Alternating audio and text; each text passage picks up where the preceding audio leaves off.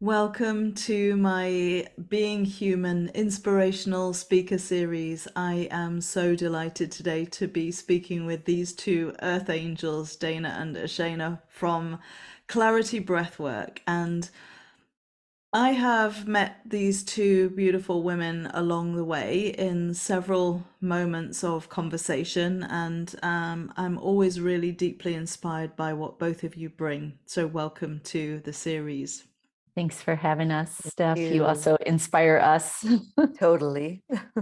Good, Yes. because that's the way it should be, isn't it? That we can have this mutual regard and that each of us can support each other to grow and expand in the bringing these things into the conversations that help us recognize what it is to be human. So let's start Yes. there. Hey.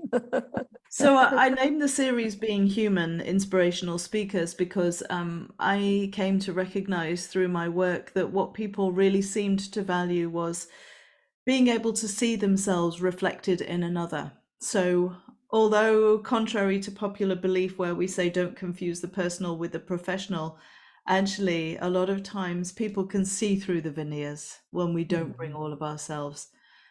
Let's start at the beginning. I'd love to know more about both of you, to know who are you as the women sitting before me? What brought you to breathwork? What's your life story been like? What have you overcome? And there's a lot in those three questions. So I'm going to give you the space to see what wants to come forward. Mhm. Ah, Jana, would you like to well, begin? sure, I can begin. What a great topic, being human, because that is definitely the humbling experience that we're in. And for me, what I would like to share is that I always knew when I was a child that I had some greater purpose, and that there was something special for me to do to help change the world. And I used to even imagine, like redoing the house and cleaning the walls and making it this temple and healing my parents and healing my sisters and the neighborhood. And but there was a lot of trauma in my family, like most families probably. But my parents were fighting and screaming and using alcohol and threatening to divorce, and there was a lot of criticism and expectation. They were university professors, feminists in the early wave of feminism. And so, like most of us, I had to shut down my sensitivity. Actually, I couldn't really shut down my sensitivity. I was always the most sensitive one, empathic, and I needed an outlet. So I found theater at an early age, and I would just pour all of my feeling and emotion, into the role. And there was a moment, like in the fourth grade, where I got up and did this role, and I felt that I had everyone in the palm of my hands, and I felt the entire audience as like one. And my mother said she knew at that moment that I would be an actress. And so I went off. I was going to go off to New York City, become an actress. I was going to be on the stage. That was my purpose. And then I was raped my senior year in high school, over Christmas break. And it stopped the world. My whole world was shattered. And I could no longer trust. I couldn't trust my family. I couldn't trust this person that was supposed to be protecting me. And I couldn't trust the culture, because then I was on trial. I was on several trials because they kept having a mistrial. And so I was on stage in front of the whole town, the newspaper, asked what I was wearing, what did I do to bring this about. I was 17 years old. And it was an overwhelming experience. And so I tried to just move on with my life. I went off to NYU. I went to theater school, but my trauma just caught up with me. And doing Lee Strasberg, emotional release, there was so much trauma in my body from the rape and from my upbringing. So I wanted to find an escape. And I started looking for any healing modality that could help me. I did channeling, I did Reiki. I was really trying to get out of my body and get out of this world that I didn't feel safe in. And it wasn't until I came to breath work that my first breath worker said, "You're not even in your body." and I realized I'm not in my body because it's too painful to be in my body. And through the unconditional love of breath work and my facilitators, and through the power of my own breath, I was finally able to get into my body and face everything that I was holding on to. And not just the rape, but my birth trauma that I had gone through. I remembered it clearly, my childhood trauma. And I was able to get in touch with that original calling again, that I was here to do something to help the world. And that it was through liberating myself from my own story and my own pain and victimization that I reclaimed my power. And in one session in particular here on Maui, I saw this spiritual master come to me, and he said, I want you to travel around the world and bring the breath work, the energy work, the healing, even your light body work, and transform thousands of lives. And I could see all these hands reaching up to me. And in that session, I started crying and saying, I'm not good enough. I can't possibly do that. And he said, fine, I'll find someone else. And he started walking away. And then I went, wait, this is what I was born for. This is why I'm here. And that spiritual master in my mind's eye came back and said, then let's get to work. And it's probably 25 years later.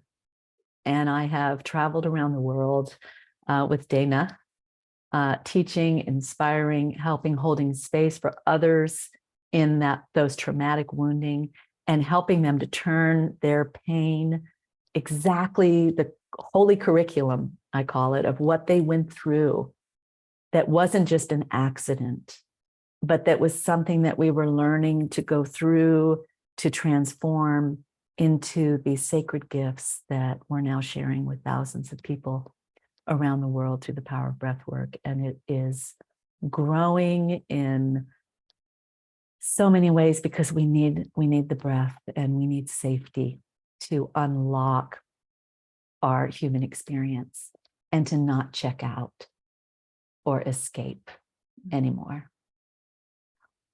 And I'll just finish by saying, I know that if I could do it, like if I could go through that, come out the other side and step into my role, then I know that every one of us can do it, and that we must do it because the earth is calling and the children of the future are calling, and we want to be free and fully alive and embrace this incredible gift of life without just these heavy veils of our traumas. Thank you. The children of the future are most definitely calling, and will be calling even more loudly. I love the fact that you referred to this as the holy curriculum. That's exquisite. There's several points that I would love to come back to that you've raised there, and initially just start by acknowledging your story and the capacity that you have found to transform that. I'm going to come back to the piece about how in particular the breath has supported that in just a moment, but I'd really love to hear from you, Dana, as well. Thank you. Yeah. Well, I'm moved by what Ashanna shared, and even though we've known each other for eons of time and taught together, but I can feel the impact of what she's been through, and just deep bow to that as my colleague and dear friend. Yes. And so for me, I just want to start at the beginning. I was an unwanted pregnancy, an accident in a small town. Actually, I was literally born under the Northern Lights in Northern Canada, and from into a beautiful family, like the dearest, precious parents. And my father's still he's 99, vibrant, still shovels snow, helps the neighbors, and it's just this, everybody calls him grandpa, everybody adores him, and I'm so lucky and so blessed. And so they taught me a lot about sharing and giving, the giving nature, and focusing on God. But I didn't want to. I like boys. And And yet, because I was an unwanted conception, I was unwanted. I felt unwanted. I felt unwelcomed. My siblings were all born in Europe, and I was born in Canada. I was the fourth born in Canada after the war. So I felt displaced, like I didn't belong. And so I was incredibly shy, and I was like, yeah, I had so much to express. And, I happen to have multiple planets in Leo, too many to count. I actually have 8, and they say, and so I had all this inside of me, but I wasn't a Leo at all. I was a very shy country bumpkin. And I had to walk across, there was so much snow, you would get like 40 below zero. And it was quite a trek of not knowing where I belonged and who I was. And so, yet there was the glory of nature and the Catholic Church. It just wasn't me. And I didn't believe what the priest was saying. And he was strange and unusual. And the Protestants were going to go to hell. And it was like we had to pray for them because they could never enter the kingdom. I was like, this is crazy. So I was always getting in trouble in that sense because I was a rebel, but didn't really have the voice. So different between Ashanna, like she came out and I was kind of hidden. And so I went through several accidents. Being an accident birth, I went through several accidents in my life and had to overcome great tragedies around how it happened, and being judged for I was in a car with a boy, but it was I was always trying to help the other, and so I was kind of shunned at school because they thought maybe I was drinking. I didn't even drink. I was like I was trying to be a good Catholic, but I was trying to find my way. I ended up like trekking to India 17 times, and just that was more my path, the bhakti path.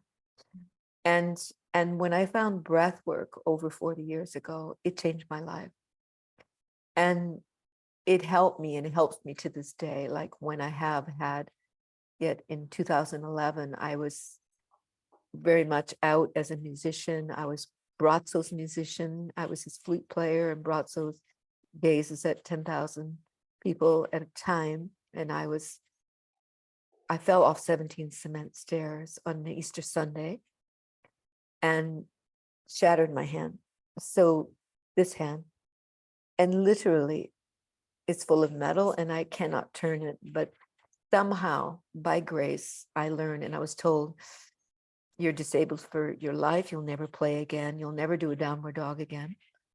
And I went into my surgeon's office. I had several surgeries, and I went in, I did my downward dog, and he said, I meant that other thing, like the chaturanga. And he couldn't say the word, but I knew what he meant. And so it's my path. I'm not perfect. I really got some broken things in me. But the biggest thing is that my heart cracked open, and I learned how to love again and again and again, and to forgive. Like, it brings tears to my eyes now, because that's all we can do but it has to be a true, authentic forgiveness. It can't be the words. You have to, it's a place of arrival. So I have a deep passion for forgiveness and the breath that leads us naturally to forgiveness. To forgive when, someone has done something that is painful for us, or we've suffered a great tragedy. So I know that all things can be healed by the power of our love. And that's what comes through our work, is like magnificent. What Ashanna brings to it, what I bring to it through our years of experience, but as humans, not as great teachers, but as humans, having to live the human experience and to know what it's like to have a broken heart or to not be wanted. And, even the Shift Network they forgot to put my promotional material. So I didn't exist while I was going through a surgery. And it was like, but yet just to meet that with love, it's like, and they said, thank you for being so gracious. And so I appreciate all that I've learned, and that I know that if, yes, same message. It's like, if I can do it, you can do it. Because I am still learning who I am. And I don't know if we can ever know, but it's the greatest wealth is knowing who we are. And so, Steph, when you ask these questions, like, who are we and what brought us to this? It's a continuum.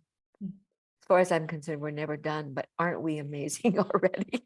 What we've lived through and what we're capable of, and touching so many lives is like the greatest gift of what the transformation that we get to witness, that I get to witness in my private clients and in the work. And I'm so deeply grateful for people like you that are bringing it out in such a magnificent way. Like, thank you from my heart. Thank you. I receive that gratitude, and from my perspective, it's almost an unstoppable force. Actually, it's coming from somewhere greater than me, from something greater than me, through me. But I really want to, you said something there that you probably weren't even aware of, the kind of potency of it. You said, I have many things inside me that are broken, and you were referring to your bones in these plates. But I think that many of us carry these many things inside of us, as per Ashanna's story as well, that get broken in our journey through life, through other people's kind of unresolved choices, traumas, decisions, the things that they haven't had the opportunity to bring to awareness and to bring healing to. So I think it's really powerful that we have these practices that are both simple and yet profound. So I want to return to what you shared in your telling, Ashanna, about the breath, that in that terrible story of what happened to you and into where you went, which was out of embodiment, which is a kind of really normal response to what one might experience in those kind of circumstances, that it was the breath that brought you back in. Why do you think the breath was different to anything else? Because there'll be lots of people who might be listening to this who've never experienced the kind of breath work that you both and I teach. I think it was really the permission that I was given, by the facilitators to feel my feelings, and that the breath helped open up my feelings, and that it could be safe to feel. So I think I grew up, like most of us, believing like it's not safe to feel, and I have to suppress this, and I have to strategize around it, or if I feel it, it will completely consume me or overwhelm me. So I'll just set that aside, but then it wreaks havoc in our lives and in our worlds. And for me, I think it was the safety to find the breath inside of me. It wasn't something someone else was going to do for me. It was something that was inside of me that could help me open up and feel. And we also know that the breath really connects us to our greater being. So it really included both that greater being that I had worked hard on in my dissociation. I had worked a lot on building my light body and, going into these temples of light, which is part of freeze. It's the positive side of freeze. And I was able to bring that all back into my body. And through breath, it connected me to spirit. It connected me to my pain. And it connected me to a community of other people. That was really an important element of it. A community of other people that were loving and kind and committed to their own healing process. And that's just essential to our healing, is to have Sangha, to have community. So those are some of the things that come to mind when you ask. Yeah, I mean, you have both created a really potent community that continues to grow and expand. Maybe I can give this question to you, Dana. What is your vision for that community as it evolves and grows? Has it changed significantly in the years that you've been doing this together? Where do you see it going now? Well, what I see is that we're reaching and touching more and more and more lives. And then those people are becoming practitioners as we teach the 5 levels of our training. And then they're going out and touching so many lives. And so they're in the jungles, they're in Tulum, they're in Ecuador, Peru, and they're just all over the world, in Israel, and I'm sure that is for your community too, but to see what comes back. I did a breathwork session in Costa Rica with so-and-so, and I have to take this entire training. So it just keeps growing. Like you said, it's like there's a momentum. And so the change is happening without our trying to make it happen. It is. And we have to just show up. And really, part of the showing up means taking impeccable care of ourselves to really be instruments, to really be an instrument. So would you say, in the context of what you've just shared there, that you are responsive rather than directive in your training, in the vision that you have? I'm more directive. I think Ashanna has like really an amazing vision. She should speak to that really, because I'm the follow through and I say yes. And she's really quite the visionary, and she sees the bigger picture. This needs to happen, and this and this and this, really staying on top of it. So we're great at collaborating, and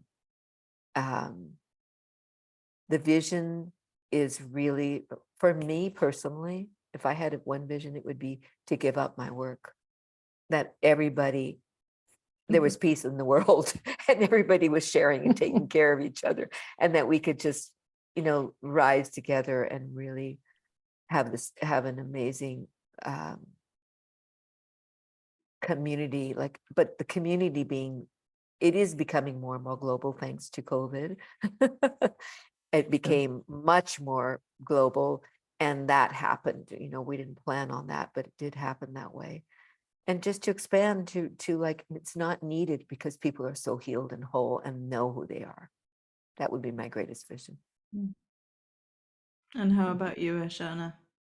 Well, in the question about responsive or directive, I do think it's a combination of both, but it starts with responsive for me. It's like, like that vision that I had in one of my first breathwork journeys, that I had a mission, that I was supposed to do this thing.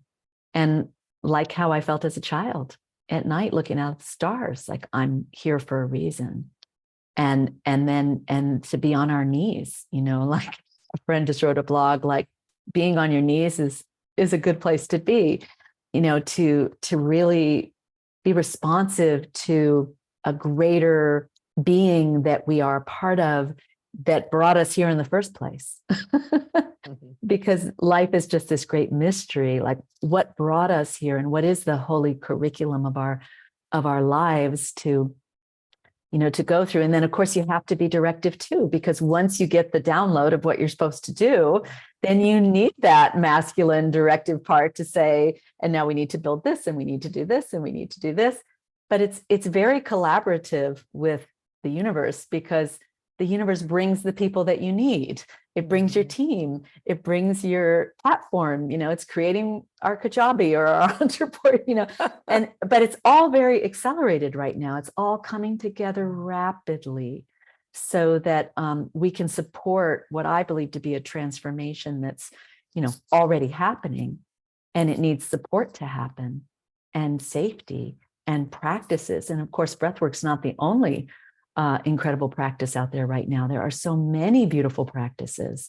And then people are drawn to the practices that are most going to support them to unravel. We're in a big unraveling of our journeys, and then a realignment with, how can I serve? How can I help? Like that little girl, how can I help make the world a better place? The Dalai Lama said it is one of the most important things in your life. How can I help the world be a better place?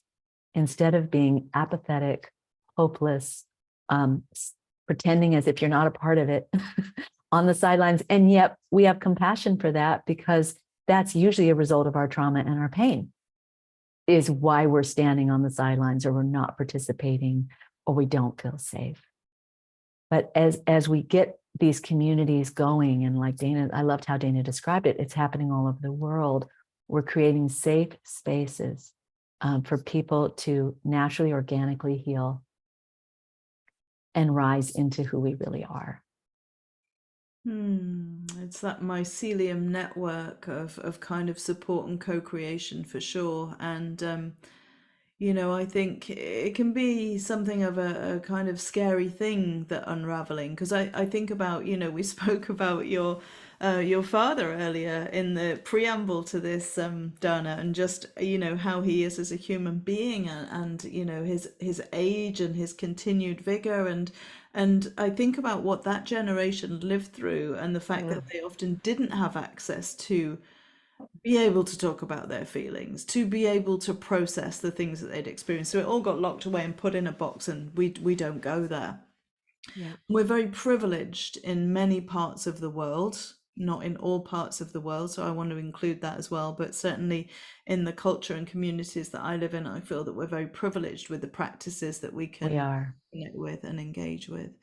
Mhm. Never let that be forgotten. But I also want to say, you talked about how COVID had kind of brought this gift of people connecting and exponentially growing. And some of our students work in mental health nursing, and they are seeing now the younger generation coming through with a whole new set of problems relating to Yeah. that trauma from those times. Right. The difference in that felt sense of safety and being able to connect with other human beings. No, it's not safe. Stay away. Keep your distance. Don't touch. Yeah. Cover your face.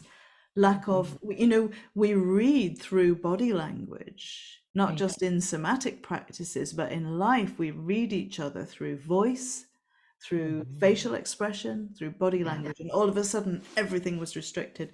So I feel that our work is going to be needed more than ever. Right. Absolutely. What kind of issues might you see coming up with that exponential growth? Well, I just want to comment on what you just named, because it's really true. Kids and also adults and elders. There's a lot of people that are still really isolated and cut off and disconnected.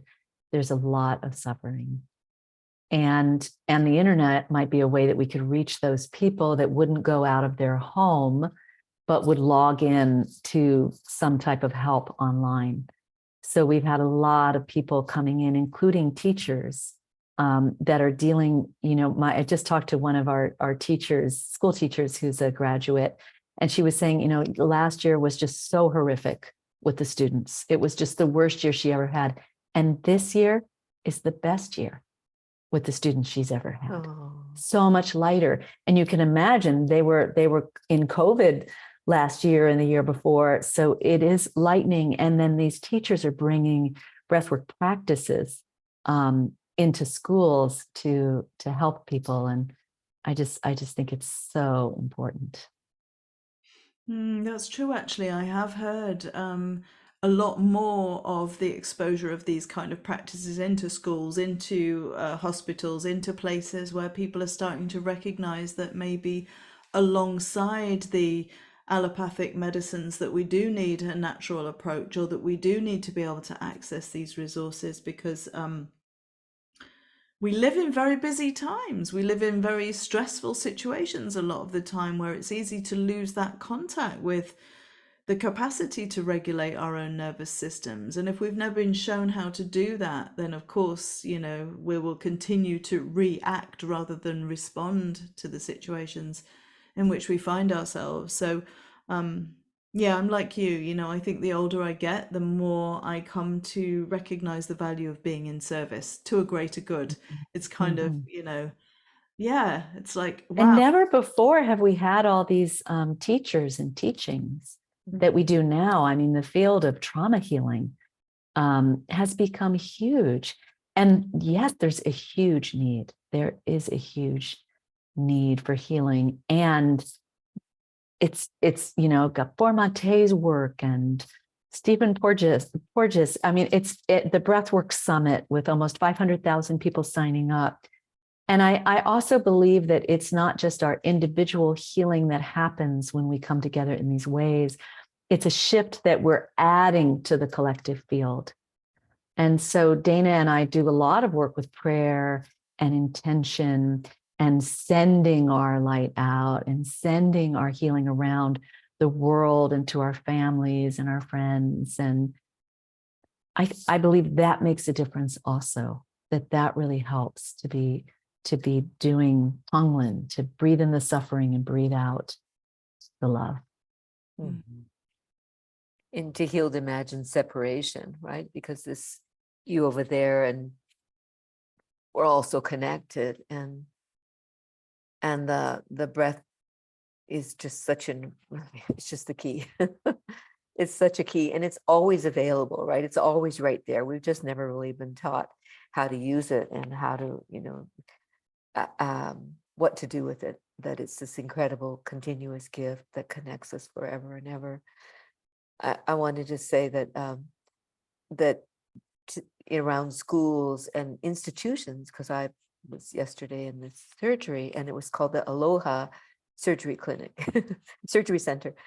And it was what I found, that they had it together. I mean, they wrote me a thank you card, like, and all the staff signed it, and they really practice the aloha spirit. It's like we're so blessed to just want to transmit that. So when we're transmitting from the slopes of Haleakala, the crater, and from the beauty here, and that I really felt it, like I was in such beautiful hands, that everyone was just like, really, they knew about their breath, because the Hawaiians knew about the breath, and they were really transmitting to that to me every step of the way, in case I was afraid to surrender my whole body to them.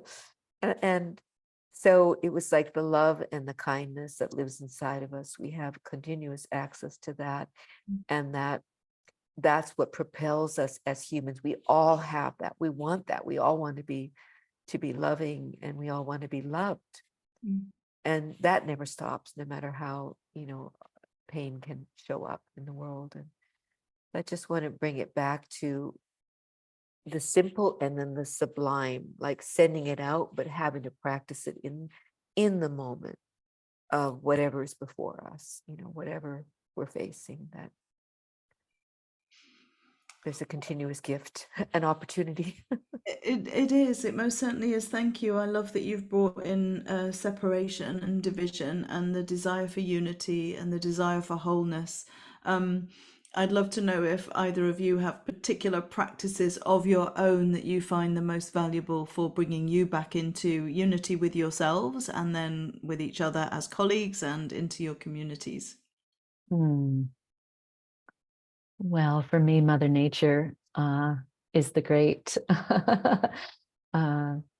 realignment. So spending time in nature, we're really blessed to have a warm ocean here, and to dance with our community every Sunday morning on the beach and shake it out and let it all go.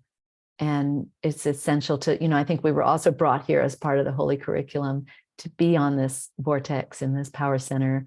Probably you might feel that way with Glastonbury. And I think Maui and Glastonbury are very connected, to use nature to let it all go. Because sometimes when we're holding space for all these people and there's so much trauma and there's so much pain, we've got to go lay it down and let it go. And so for me, nature and breathing and meditating, I still use my light body meditations and my violet flame, and do my journaling and write it all out, unedited, just to keep moving it through my body. And with Dana and I, we always, we've been in colleagues and friendship for 25 years and traveled the world together. And sometimes it can, you know how it is. We can get activated, a trigger can come up, and then we're holding space for all these people. But we always take a look at what it is for ourselves. What is that for me? And tell the truth about that to ourselves and to the other. And then we return to love and compassion. Like when Dana was sharing her unwanted story, I could so feel that little girl in her that can feel that. And that can get triggered for her. And I've got that. We all have that at some level. And I can have compassion for that in her. And then, my rage can come up. because I was violated over and over and over again. And she's learned to be able to hold space and recognize that it's okay if I have a lot of anger moving through me, and giving each other permission to be human, coming back to the name of we're not perfect. We go through it. And sometimes the more light we let in, the deeper layers of pain and suffering in ourselves that it illuminates. And so we have to keep doing the work to love ourselves, even in the most difficult places. Like I was just practicing, loving myself feeling lost. If I feel lost, loving myself feeling angry, loving myself feeling overwhelmed right now, loving myself hating whatever it is that's being hated. And for me, that's actually my main practice right now, is loving myself feeling whatever I'm feeling. And then that just seems to like soften everything. And then it naturally shifts, and we naturally return to grace until the next time. We practice again. Practice again. Yeah. Yeah. And how about you, Dana?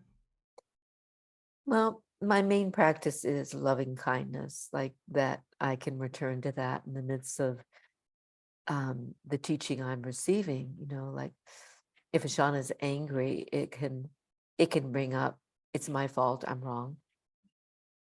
And I could get afraid. I could feel unjustly treated, but I know that line from the Course in Miracles. Beware the temptation to perceive yourself as unjustly treated in order to avoid seeing that you created in the first place. I hate that line, but I relate. but it happens to be the truth. It's like, it's a truth you cannot argue with. You may not like it, but so I have to practice loving myself, like, because tears can come, it's like, so in that moment of I'm sad because I contributed to my friend's pain.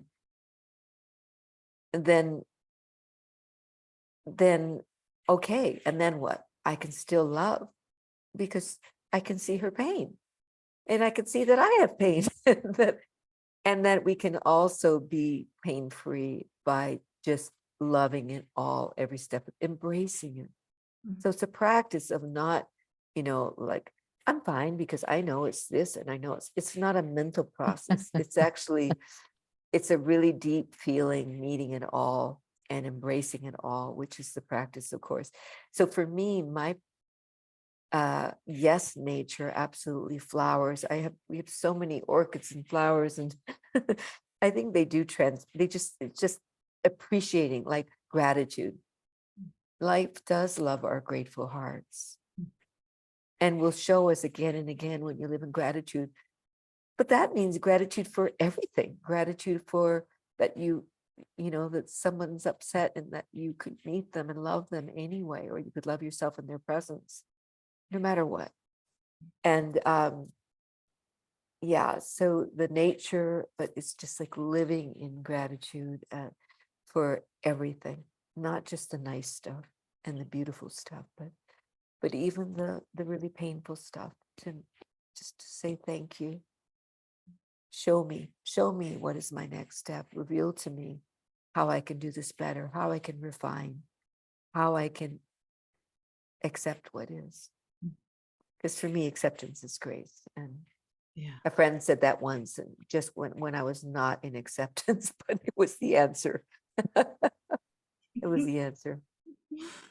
I really love what you've both shared there. Thank you. I am fully with you on this cultivating gratitude, which actually has, I think for me, has been the biggest shift in my appreciation and awareness. And then the more I've cultivated that sense of gratitude and expanded it, which when I started it was just like a rusty nail. It was like, I'm grateful for my food, I'm grateful for my car, and I'd repeat the same things every single day as a rote, a mantra, as a rote. And then the more I committed to doing that, the more it started to come in, going, oh, I'm really grateful for the color of pink on the card I'm looking at. I'm really grateful for that flower, oh, that cactus is amusing me. You know, these are things on my desk at the moment, but I start to see with appreciation, through those eyes of appreciation. And I think it makes a big, big difference to anybody who's listening. You know, if we can find those moments of appreciation, and something I'm working with at the moment, which is cultivating beauty. And there might be people listening who go, well, that's a very privileged position again, because how can anybody find beauty in suffering? But I read a lot about the Holocaust and the people who survived that because I'm really passionately interested in it. I feel I must have had some previous lifetime there. Yeah. And what I see as the common thread from all of these survivors and survivors of any challenging situations, you know, like the people like Mandela and Tutu and people who've been really imprisoned for their beliefs and not been able to speak out, is the thing that's helped them survive is finding that seed of beauty and gratitude in every experience. So even when it's been hard, staying in the present moment was one thing that came through the threads of those experiences, not looking at the past and continually wanting it to be how it was, not projecting so far forward into the future that they couldn't perceive in those challenging situations, but being able to embody that present moment and be grateful for the breath, or be grateful for an extra crumb of food that they were able to hide. We can all find something. Deep prayers that none of us have to go to those levels to find that level of gratitude, of course. But, you know, I'm glad that you brought that in. And I also want to just come to what you said about truth telling, because that is the essence of this series, which is being human, as you said, that, you know, we all have to have those difficult conversations sometimes. You know, myself and my co-teacher had one on our last graduation here. It was like, I really need to bring this forward. I'm so not sitting well with this, and created a space where we could do that and spoke my truth. And the irony is, and I'm sure she won't mind me saying because I'm not going to go into the details, she was like, thank you for sharing what you're feeling, and that's exactly how I'm feeling. And I was like, whoa, hang on a minute, it can't be the same. Right. You do that to me, I don't do that to Right. you. And then I suddenly went, oh, hang on a minute, Right. maybe I do that to you. Right. Ooh, oof. What can I not see and feel, and why are we mirroring each other?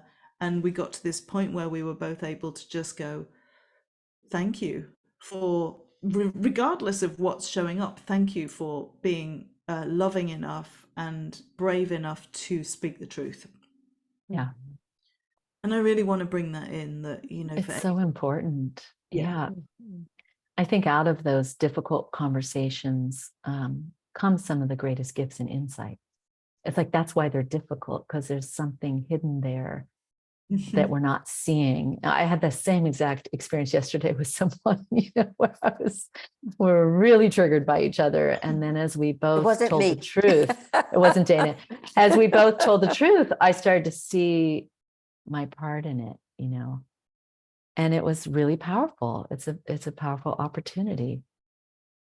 So having the courage, but we want to often avoid conflict, you know, and then it can build and fester. Yeah. So to be able to have this space to have these conversations is so important. Coming back to breathwork and the breathwork field, as we know, because it's such a rapidly growing field, it feels as though there is an important focus now on truth telling, on ethical practice, on good standards of training, on that willingness to be forgiving, to be understanding. You know, we're working in the field of trauma.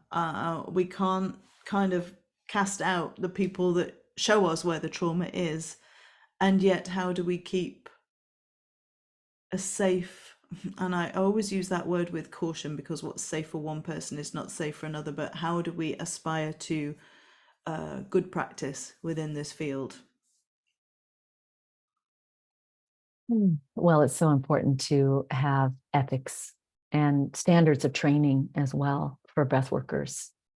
You know, we talked earlier about, you know, people offering a weekend retreat where you can become a breath worker. And we just know that that's unethical, and that people really need training, and long-term training, need ethical standards, agreements, commitments, especially around consent. especially around touch, and that, we need to really honor those. And if there is someone that's not honoring those, then that needs to be dealt with in a restorative justice process, in an ethical way. So it's a big topic, as you know, in our community right now, and really, really important. Mm. And there's also the growing movement of somatic, sexual healing work. And if someone wants to practice in that field and someone is drawn to that field, make it obvious and clear and out in the open and have boundaries around it. But leave it out of a breath work, trauma healing process. Like, it's just not, make it really clear, because I've seen that in healing communities where it's not clear, and that perpetuates our trauma, our lack of safety. It re-traumatizes us. So cleaning up our standards, our ethics, our boundaries, and having processes to support people that have experienced something that doesn't feel right. Yeah. Yeah. I was listening to the talk we were all talking about earlier today from the One Breath Institute team, and they said something about codes of ethics, saying if you read it and you don't understand it, it's not clear. And that also really landed for me, that we must start using clean and clear language to really make it very, very evident what we stand for, what we don't stand for, and how we're approaching the work, I think, because as human beings, we are going to get all sorts of people, both as clients, as students, and as peers working in the field, whose own trauma at some point might surface. I have my own, and I'm sure that it's often harder for us to see our own shadow and our own stuff and how that plays out. And it takes courage, again, to be able to meet those places. So, the more we can support each other in ways that bring about positive outcomes from all of this, in my opinion, the better. Dana, do you have anything to add to that about, as this field grows, what you think is particularly important? Well, the code of ethics, and to really, I like that what you're saying, to really make it clear and simple and so obvious that anyone can read it and see that this, and I really appreciate Ashanna saying, because there's this whole tantric movement and consent work, and so they're very different and they're very separate in for me. And I did feel, in some tantric workshops that I took in the past, I felt like there was some leaky energy there, and I didn't feel safe, and it was bringing up old trauma, and it was unclear. It was unclear for me. So yes, in the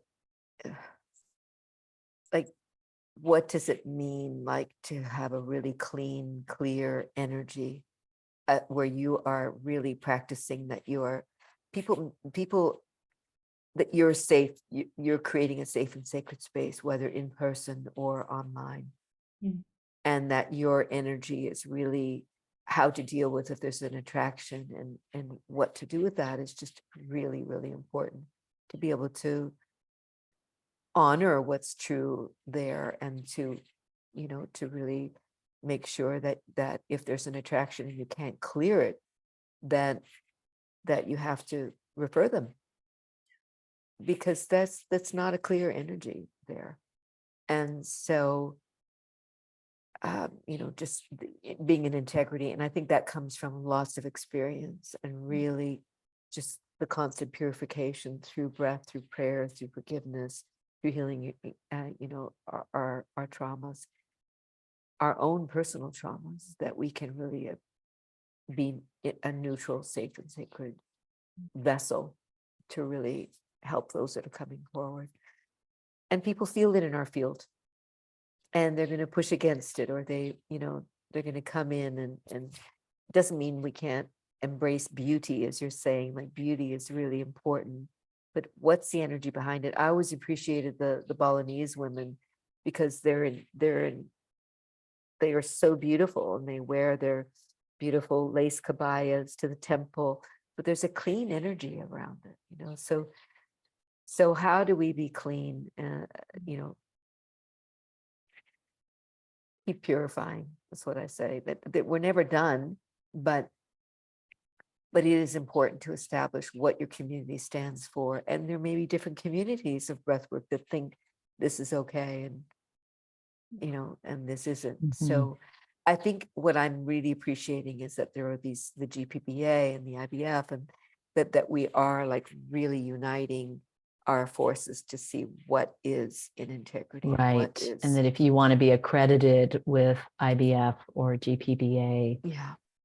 you have to follow these standards of ethics that are all agreed upon.